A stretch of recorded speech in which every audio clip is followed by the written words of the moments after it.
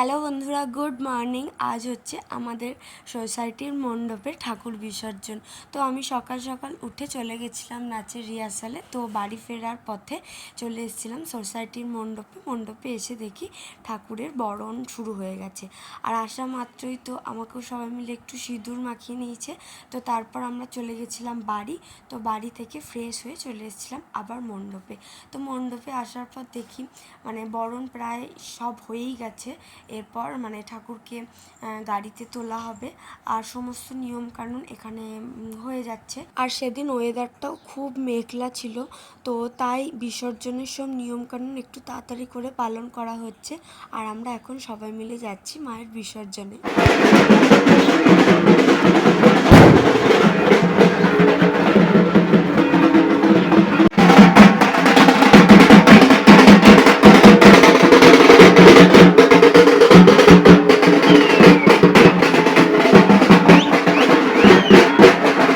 তো তোমরা ভিডিওতে যেরকমটা দেখলে, আমরা খুব মজা করে নাচতে নাচতে মায়ের সাথে চলে এলাম যেখানে মায়ের বিসর্জন হবে, সেই ঘাটে।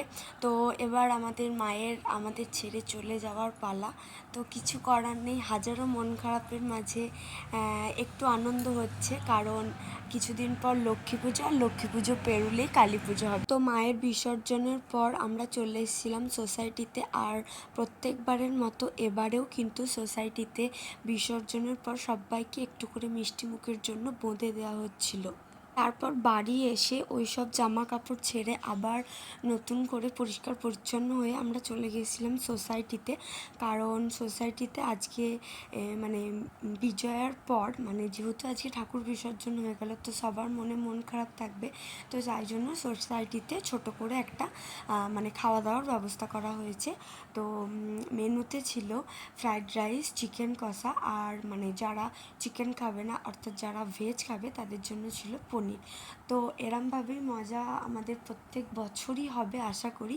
তো সবাইকে জানাই শুভ বিজয়া।